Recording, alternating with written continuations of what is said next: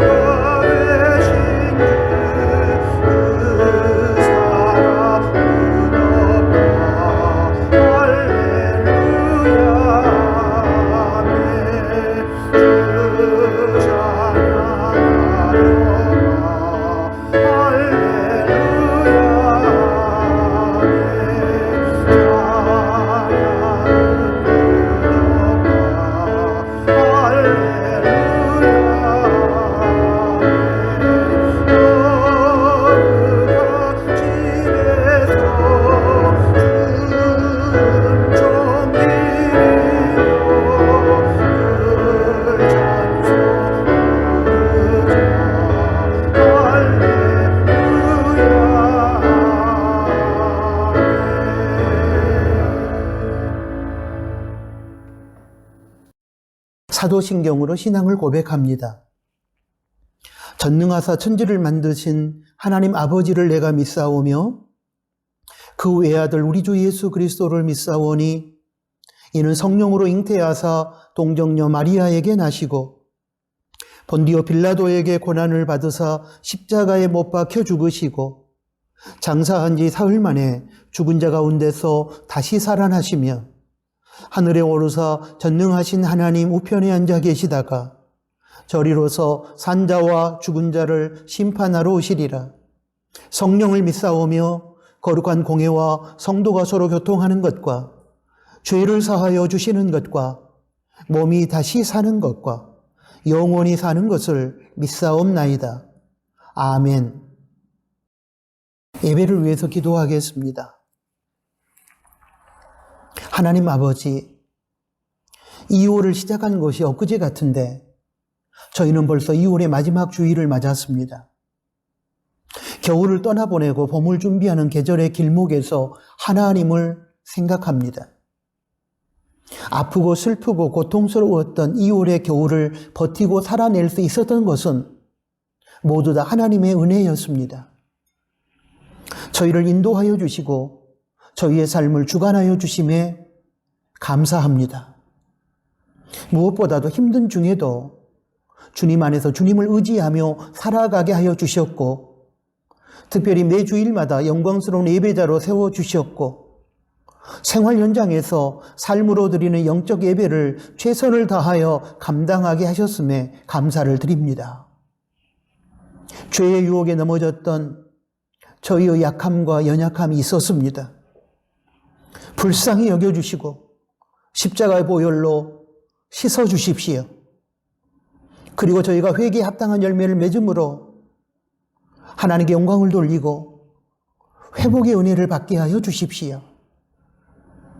하나님 아버지, 지금 세계는 하나님의 창조 질서를 깨뜨리고 환경을 파괴하며 하나님의 말씀을 정면으로 거부하며 멸망의 길로 치닫고 있습니다. 영적으로 깊은 잠이 들어 우상을 섬기고 있고 성적으로 타락하고 전쟁으로 생명을 죽이고 있습니다. 그럼에도 불구하고 무디어진 저희의 영혼은 그 심각성을 깨닫지 못한 채 회개를 거부하고 계속하여 죄악의 길로 달려가고 있습니다.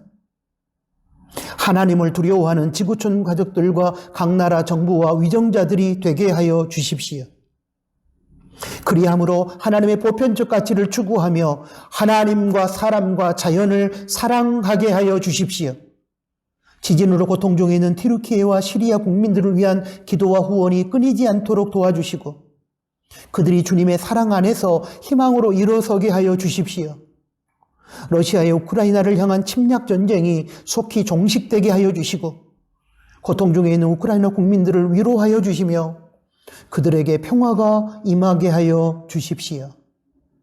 조국 대한민국의 총체적 위기 앞에서 대통령을 비롯한 이 땅의 정치 지도자들이 하나님을 두려워하며 하나님의 뜻을 따라 공동체를 이끌어가게 하여 주시고 사랑과 정의를 이 땅에 세우게 하여 주십시오. 하나님 아버지, 저희 나누는 가족들의 삶의 터전을 주님께 부탁합니다. 붙들어 주십시오. 어떤 환경 속에서든 믿음을 지키며 믿음으로 버티며 하나님의 영광을 노래하게 하여 주십시오. 저희 교우들의 삶이 항상 하나님의 나라를 우선순위 삼고 살아가는 인생이 되게 하여 주시고 성령님의 충만을 받고 자기를 부인하며 주님의 이끄심을 따라 살게 하여 주십시오. 특별히 개학을 앞둔 다음 세대 친구들에게 은혜를 베풀어 주시고 그들이 믿음과 지혜와 성실함으로 학교 생활을 승리하게 하여 주십시오. 하나님 아버지, 이 시간 주님을 사모하는 심령마다 하늘의 은혜로 채워주십시오. 예배를 돕는 모든 손길들에게 하늘의 은혜를 부어주십시오. 그리하여 그 은혜로 세상을 이기는 우리 나누는 가족들이 되게 하여 주십시오. 예수님의 이름으로 기도합니다. 아멘.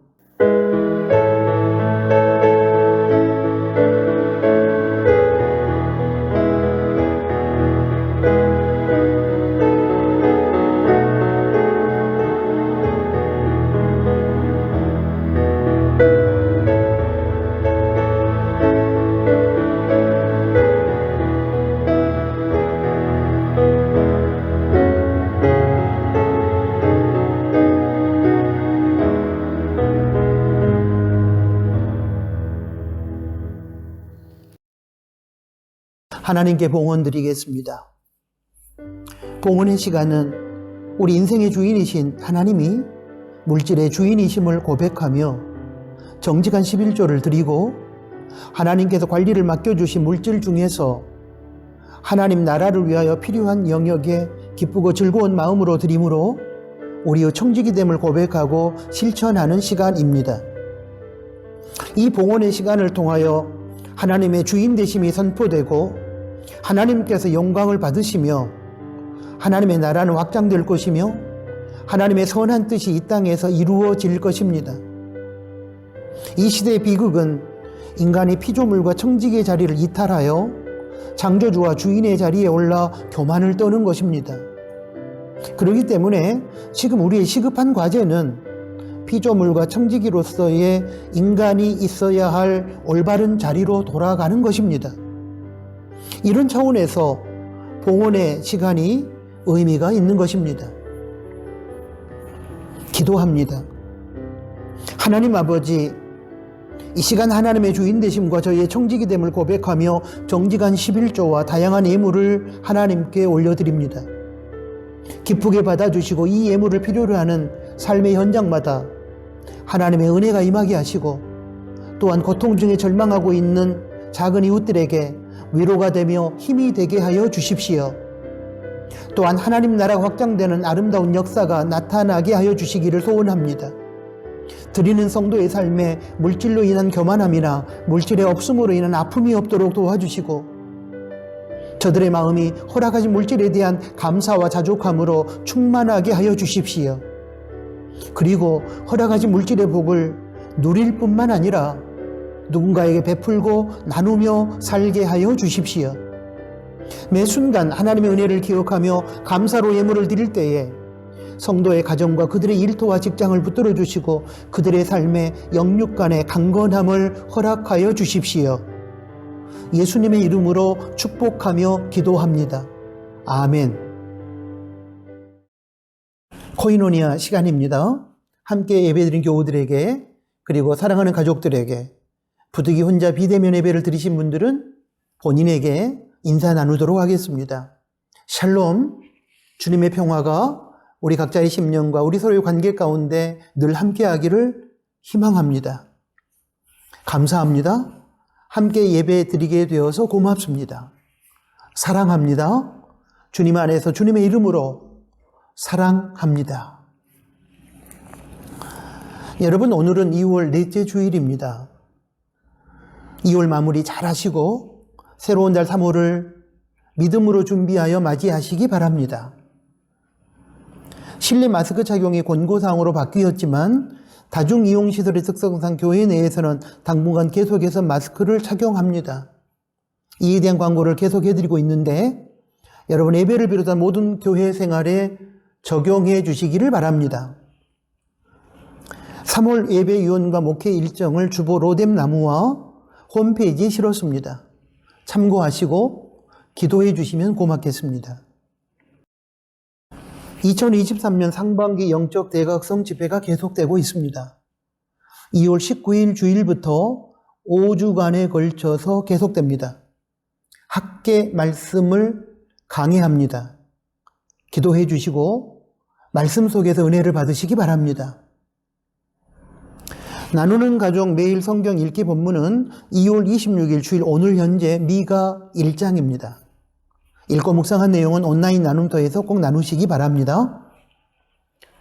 지진으로 고통을 겪는 튀르키예와 시리아 그리고 전쟁으로 고통을 겪고 있는 우크라이나 국민들을 위해서 계속해서 기도해 주시고 후원해 주시기를 부탁합니다. 김현수 권사님의 큰딸 박은혜 집사 2월 25일 토요일에 아들을 출산했습니다. 아기와 산모 모두 건강합니다. 기도해 주신 교우 여러분들에게 감사드리고 하나님께 영광을 올려드립니다.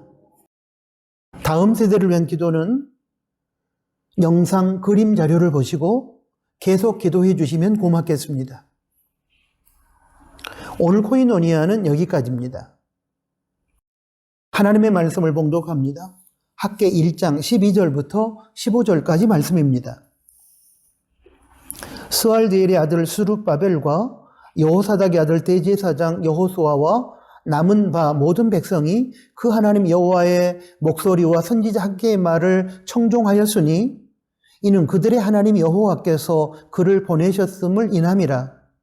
백성이 다 여호와를 경외하며 때에 여호와의 사자 학계가 여호와의 명을 의지하여 백성에게 고하여 가로되 나 여호와가 말하노니 내가 너희와 함께하노라 하셨느니라 하니라. 여호와께서 스알디엘의 아들 유다 총독 스룹바벨의 마음과 여호사닥의 아들 대제사장 여호수아의 마음과 남은 바 모든 백성의 마음을 흥분시키시매 그들이 와서 만군의 여호와 그들의 하나님의 전 역사를 하였으니 때는 다리오 왕 2년 6월 24일이었더라. 아멘.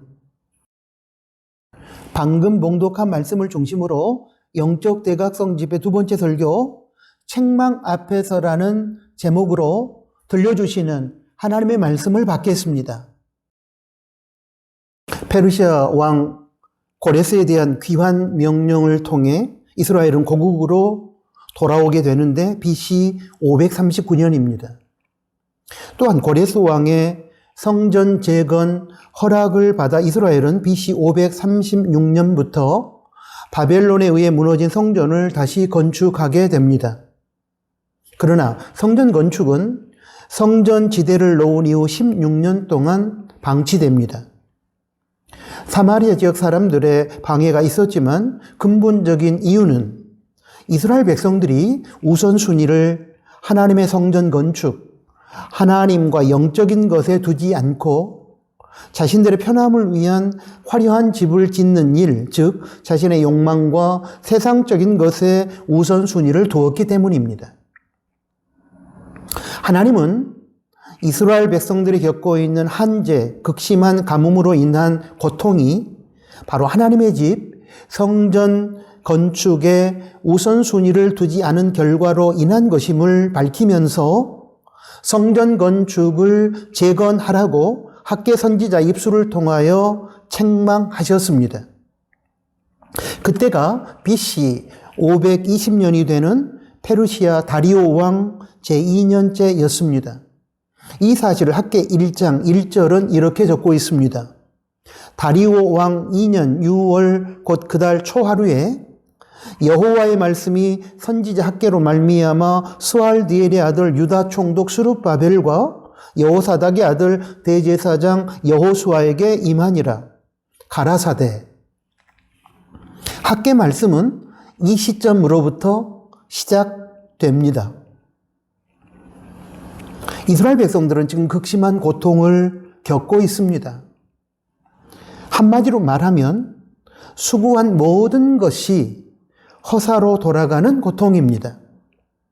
이 고통은 한재, 즉 극심한 가뭄으로 인한 것이었는데 이 한재의 원인은 성전 건축에 우선순위를 두지 않고 자신들의 편의를 위한 화려한 집을 짓는 일에 그들이 우선순위를 두었기 때문이었습니다. 오늘 이 땅을 살아가는 크리스천에게도 역시 중요한 것은 우선순위입니다. 삶에 있어서 무엇을 더 중요하게 생각하고 살아가느냐 하는 것은 참된 의미에 있어서 승리와 패배를 좌우합니다. 크리스천은 세속적인 것보다 영적인 것을 우선으로, 자신의 생각과 기분보다는 하나님의 말씀과 뜻을 우선으로 해야 하고, 썩어질 세상의 것보다 영원한 하나님 나라의 가치를 우선순위로 삼고 살아야만 합니다. 자기 자신만의 성공과 출세를 목표로 하는 이기주의가 삶의 중심이 아니라 하나님의 진리와 정의와 사랑으로 하나님 나라를 확장시켜 나가면서 작은 이웃들을 섬기는 것이 삶의 중심이 되어야 합니다. 특별히 다음 세대 친구들도 무엇을 우선순위로 삼고 학생의 시절을 보낼 것인지, 무엇을 우선으로 삼고 직장 생활을 하고 사업을 할 것인지 등 무엇을 우선순위로 삼고 살아가느냐에 따라 여러분의 미래가 결정된다는 사실을 기억해야 합니다. 하나님께서는 이스라엘의 잘못된 우선순위를 지적하시면서 성전 건축 재개를 촉구하셨습니다. 그것이 지난주에 우리가 살펴보았던 학계 강의 첫 번째 시간 학계 1장 1절부터 11절까지 말씀의 내용이었습니다. 이제 지난주일 설교에 이어서 오늘 학계 강의 두 번째 시간에 우리가 다룰 내용은 성전 건축 재개를 촉구하시고 성전 건축을 우선시하지 않았던 이스라엘 백성들을 책망하셨던 그 하나님의 말씀에 대한 이스라엘 백성들의 반응을 다룰 것입니다. 이스라엘 백성들의 하나님의 책망의 말씀에 대한 반응이 굉장히 중요합니다. 선지자를 통해서 들려주시는 하나님의 책망의 말씀에 대한 그들의 반응은 무엇이었을까요? 학계 1장 1절부터 11절까지의 말씀은 이스라엘 백성들에게 있어서 기쁘고 즐거운 마음으로 받기에는 어려운 말씀이었습니다. 왜냐하면 전체적인 말씀이 이스라엘 백성들의 잘못을 지적하는 아픈 내용으로 가득 차 있기 때문입니다. 대체적으로 인간은 듣기 좋은 말씀, 듣기 편한 말씀, 본인이 듣고 싶어 하는 말씀을 듣기 원합니다. 불편하고 부담스럽고 책망하고 꾸짖는 말씀을 듣기 좋아하는 사람은 거의 없습니다. 그런데 듣기 싫어하고 듣기 원하지 않았던 말씀 앞에서 우리가 어떤 반응을 보이느냐에 의해서 한 사람의 인생의 승패가 갈립니다. 듣기 싫고 듣고 싶지 않았던 말씀 앞에서 불평하거나 귀를 막거나 분노하는 사람은 결국 실패합니다. 그러나 듣기 싫고 듣고 싶지 않았던 말씀이지만 그 말씀 앞에서 자기를 비춰보고 돌아보고 회개의 기회로 삼는 사람에게는 회복이 주어지고 참된 진정한 승리가 찾아옵니다. 사도행전 2장 37절부터 38절까지 말씀을 보면 베드로의 설교를 듣고 자신들이 예수님을 십자가에 못 박아 죽인 죄인이라는 사실을 깨달은 유대인들이 마음에 찔림을 받는 내용이 기록되어 있습니다. 그들은 어찌할꼬 하며 탄식하는 과정을 통하여 회개를 합니다. 그리하여 예수님의 이름으로 세례받고 죄사함 받고 성령님을 선물로 받고 구원을 받습니다. 하나님께서 베드로 사도를 통해서 주시는 책망의 말씀을 열린 마음으로 받아 회개의 자리로 나아간 사람들은 구원받고 영적인 승리자가 되었습니다. 반면에 사도행전 7장 54절부터 60절까지 말씀을 보면 하나님께서 스데반의 설교를 통해서 유대인 너희들이 예수님을 죽인 자라고 책망하실 때에 스데반의 설교를 들었던 자들은 마음에 찔려 하나님의 말씀을 전하는 스데반 집사님에 대하여 미움과 분노와 보복의 이를 갈았고 결국에는 스데반 집사를 돌로 쳐 죽였습니다. 하나님 말씀의 내용이 책망과 꾸지람이었기에 그들은 하나님의 말씀을 무시했고 말씀을 전했던 스데반 집사님을 미워하여 결국에는 돌로 쳐 죽인 것입니다. 이처럼 하나님의 말씀이 자신의 기분과 생각에 부합하지 않는다는 이유로 하나님의 말씀을 배척하고 무시하고 분노하는 사람은 결국 살인자가 되고 말았습니다. 인생의 실패자가 된 것입니다. 여러분, 인간은 완전하지 않습니다. 그러므로 죄를 짓고 삽니다. 그때 하나님은 말씀으로 우리를 찾아와 잘못을 꾸짖으시며 회개를 촉구하십니다. 이때 책임 전가하거나 핑계대거나 하나님과 하나님의 말씀을 전해주는 사역자에 대해 분노하게 되면 그 사람은 다시 한 번의 기회인 회개의 기회를 놓쳐버리고 죄악된 삶을 결코 청산할 수 없게 됩니다. 그렇게 되면 죄로 인하여 하나님과의 관계가 막히게 되고 결국은 실패하는 인생이 되고 마는 것입니다. 그러므로 우리의 잘못된 삶을 책망하시고 꾸짖으시는 하나님의 말씀 앞에서 우리가 어떻게 반응하느냐에 따라 우리 인생의 승패가 결정된다는 사실을 여러분 결코 잊어서는 안 될 것입니다. 그렇다면 본문에 나오는 이스라엘 백성들은 하나님으로부터 듣고 싶지 않았던 우선순위가 잘못되었다는 책망을 받고 꾸지람을 들었을 때 어떤 반응을 보였을까요? 하나님의 책망의 말씀을 들은 이스라엘 백성들은 그 말씀을 통해 자신들의 모습을 돌아보게 됩니다. 12절 말씀을 보면 영적 지도자인 대제사장 여호수아부터 시작하여 온 백성이 학개를 하나님께서 보내신 사람으로 인정하였으며 또한 그런 학개를 통해서 주시는 하나님의 말씀을 청종했다고 했으며 여호와를 경외하였다고 했습니다. 12절 하반절의 말씀을 보겠습니다. 그 하나님 여호와의 목소리와 선지자 학개의 말을 청종하였으니 여호와께서 그를 보내셨음을 인함이라. 백성이 다 여호와를 경외하며 이것은 학개를 통해서 들려주시는 책망의 말씀을 하나님의 말씀으로 받아들이고 그 말씀 앞에서 자신의 삶을 돌아봄으로써 하나님을 경외했다는 의미입니다. 학개를 통해 선포된 하나님의 책망의 말씀 앞에서 그들은 두 가지 구별된 반응을 나타냈습니다. 하나는 두려움이고 다른 하나는 순종입니다. 12절 말씀을 다시 보면 이스라엘 온 백성들은 한편으로는 학개를 통해서 선포된 하나님의 말씀을 청종했습니다. 지도자를 비롯한 온 백성이 한마음이 되어 하나님의 말씀을 듣고 순종한 것입니다.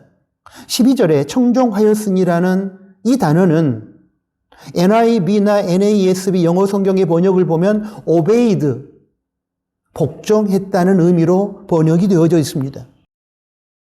또한 다른 한편으로는 이스라엘 백성들의 여호와를 경외했습니다. 경외라고 하는 말은 두렵고 떨리는 마음으로 하나님을 섬기는 신앙의 태도를 말합니다.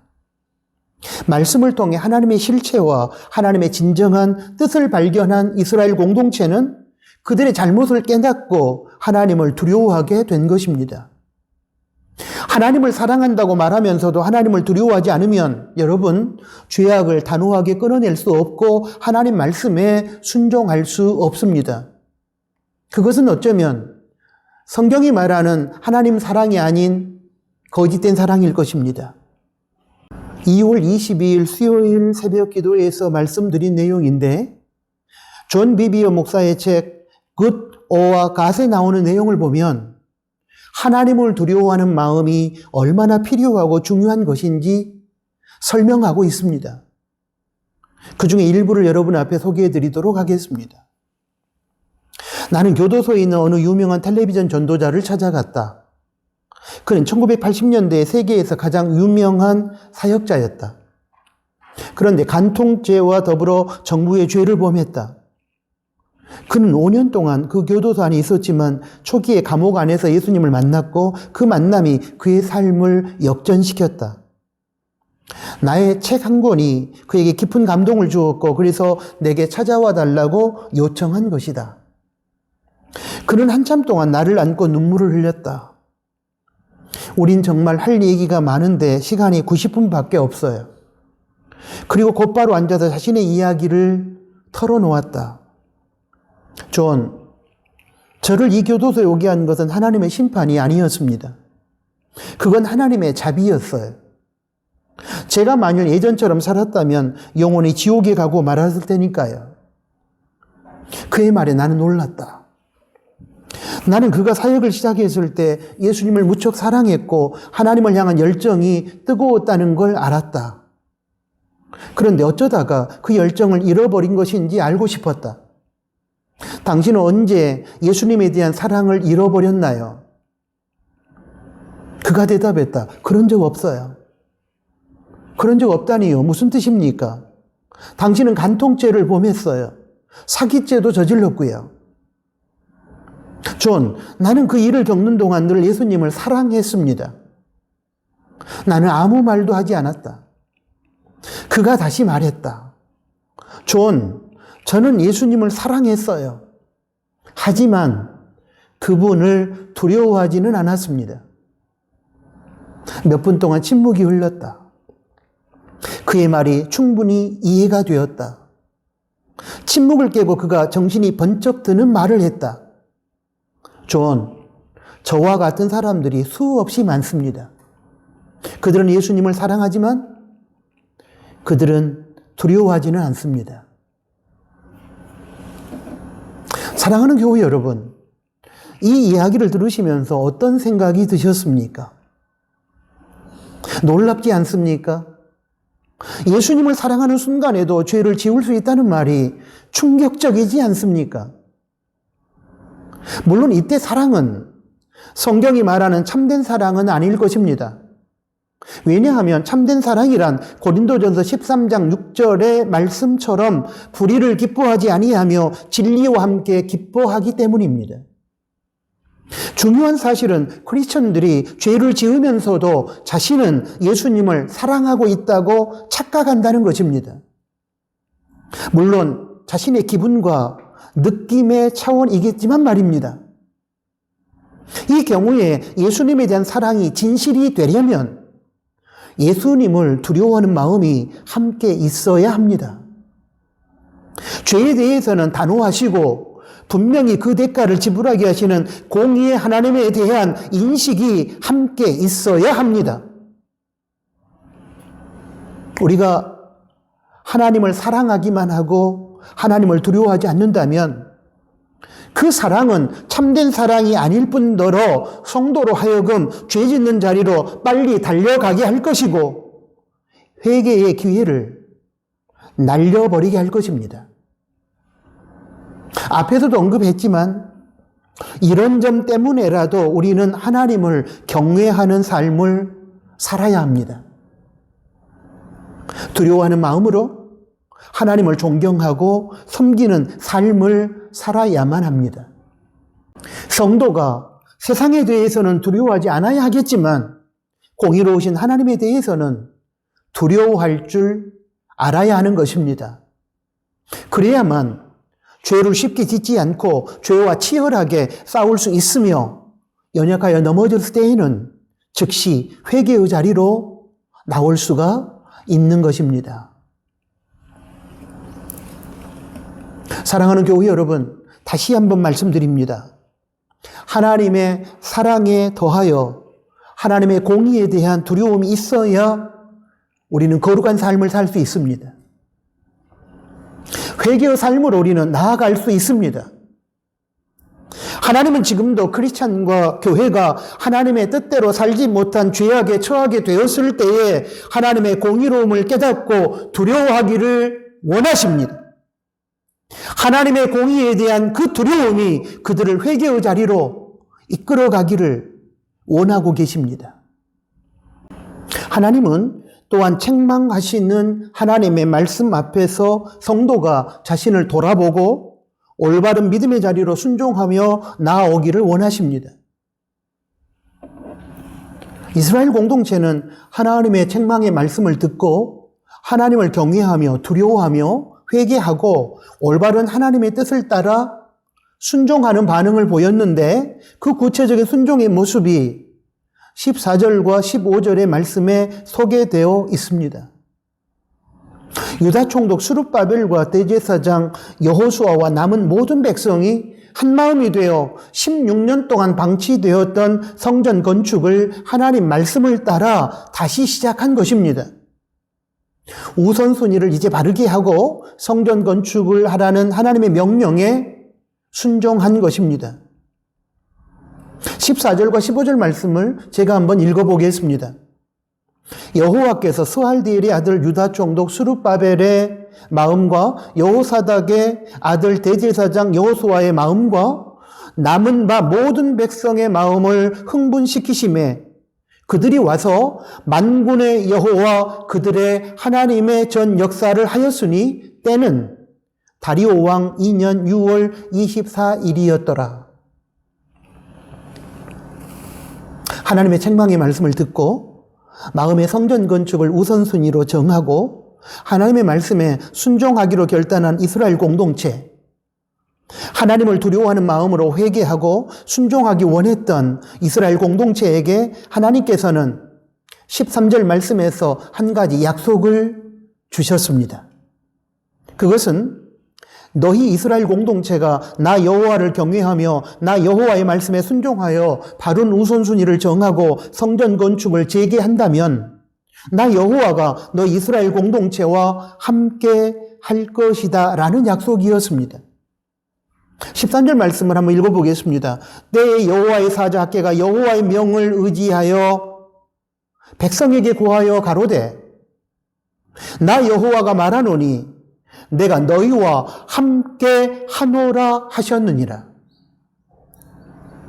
나 여호와가 성전 건축에 임하는 너 이스라엘 공동체와 함께 할 것이다 라는 임마누엘의 약속을 주신 것입니다. 그리고 그 하나님의 약속은 이스라엘 공동체에게 있어서 또 하나의 비전이 되었습니다. 하나님께서 너희가 성전 건축을 재개할 때 함께하여 너희를 돕고 너희를 방해하는 세력을 물리쳐 주겠다는 이 약속이 성전 건축을 다시 시작하려고 하는 이스라엘 공동체에 여러분 얼마나 큰 힘이 되었겠습니까?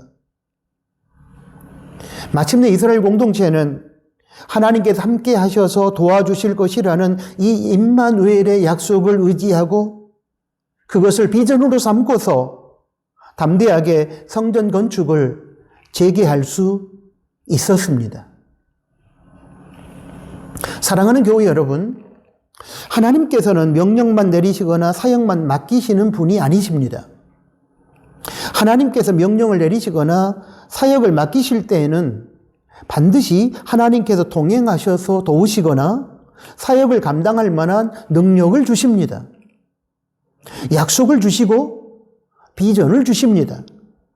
창세기 12장 1절에서 하나님은 아브라함에게 안정적인 하란을 떠나 본토 친척 아비 집을 떠나 내가 너에게 지시할 땅으로 가라고 말씀하셨습니다. 그 하나님께서 2절과 3절을 보면 약속을 주셨는데 그 약속은 아브라함에게 비전이 되었습니다. 여러분, 그 약속이 무엇이었습니까? 아브라함, 너로 큰 민족을 이루고 너에게 복을 주어 너의 이름을 창대케 하며 너를 복의 근원이 되게 할 것이며 너를 축복하는 자를 내가 복주고 너를 저주하는 자를 내가 저주하고 땅의 모든 족속이 너로 인하여 복을 얻게 하겠다라는 약속이었습니다. 떠나라고 명령하신 하나님께서 아브라함을 위하여 약속을 주신 것이지요. 걱정하지 말고 두려워하지 말고 나 여호와의 명령에 순종하라고 약속을 주신 것이지요. 이에 아브라함은 하나님께서 주신 약속을 비전으로 삼고 갈 바를 알지 못했지만 하나님 말씀에 순종하여 안정된 거주지 하란을 떠나는 순종을 할 수 있었습니다. 창세기 12장 4절입니다. 이에 아브라함이 여호와의 말씀을 쫓아갔고,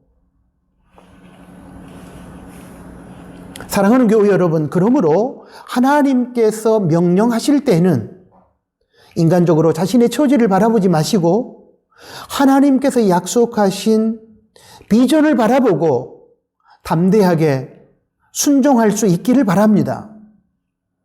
하나님께서 당신이 우리에게 주신 그 약속의 성취를 위하여 함께하여 도와주시거나 능력을 주시어 이루게 하실 것이기 때문입니다.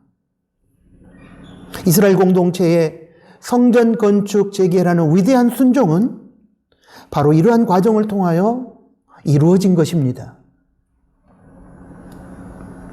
잘못된 우선순위의 신앙과 삶으로 인하여 고통을 당했던 이스라엘에게 하나님은 학계 선지자의 입술을 통하여 말씀으로 찾아오셨습니다. 그 말씀의 주된 내용은 책망이었습니다. 이 책망의 말씀 앞에서 이스라엘 공동체는 어떻게 반응했다고 했나요? 그들은 책망의 말씀을 통해서 만난 하나님을 경외했습니다. 즉 두려워했습니다.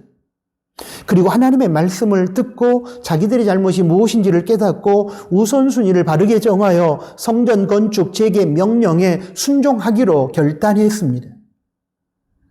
이런 이스라엘 공동체에 하나님께서는 이들이 담대하게 순종의 길로 나올 수 있도록 내가 너희와 함께 할 것이다라는 임마누엘의 약속을 주셨습니다. 그리고 이스라엘 공동체는 이 하나님의 약속을 비전으로 삼고 담대하게 성전 건축 재개라는 하나님의 명령 앞에 순종으로 반응했습니다. 사랑하는 나누는 가족 여러분, 책망의 말씀을 무시하거나 외면하거나 그 말씀과 그 말씀을 전하는 누군가에 대하여 분노하지 마십시오. 책망의 말씀 앞에서 어떻게 반응하느냐에 따라 저와 여러분의 인생의 승패가 결정되기 때문입니다. 잘못된 우선순위를 깨달았다면 우선순위를 다시 바르게 정하십시오. 그리고 정해진 우선순위를 따라 하나님 중심으로 하나님의 뜻을 따라 순종하십시오. 하나님의 명령에 순종하는 것을 걱정하거나 두려워하지 마십시오. 왜냐하면 하나님께서는 하나님의 명령에 순종하는 자와 함께 하셔서 도우시고 지키시고 인도하실 것이기 때문입니다. 그때 비로소 저와 여러분, 우리는 진정한 승리자가 될 것입니다. 아멘. 하나님 아버지 감사합니다. 오늘 영적 대각성 집회 두 번째 설교, 학계강의 두 번째 설교를 통하여 저희들의 귀한 교훈을 들려주셔서 감사합니다. 하나님 앞에 우선순위를 바르게 정하지 못함으로 찾아온 고통과 고난의 현실 앞에서 하나님께서 우리를 찾아와 책망의 말씀을 들려주시는 그 순간 그 말씀을 거부하거나 외면하는 저희가 되지 않도록 도와주시고 이스라엘 공동체처럼 그 하나님의 책망의 말씀을 듣고 하나님을 두려워할 줄 알게 도와주시고 이제 회개함으로 하나님 앞에 우선순위를 바르게 정하여 순종함으로 나아가는 저희가 되게 하여 주십시오. 나누는 온 가족이 그런 삶을 살게 하시되 특별히 우리 다음 세대 친구들이 학교 현장에서 직장의 현실 속에서 삶의 자리에서 하나님이 들려주시는 말씀 앞에 하나님을 경외할 수 있도록 도와주시고 하나님 앞에 순종의 길을 걸어갈 수 있도록 인도하여 주십시오. 예수 그리스도 이름으로 기도합니다. 아멘. 파송 찬양을 드립니다. 오늘 주신 말씀을 기억하면서 오 예수님 함께 찬양합니다.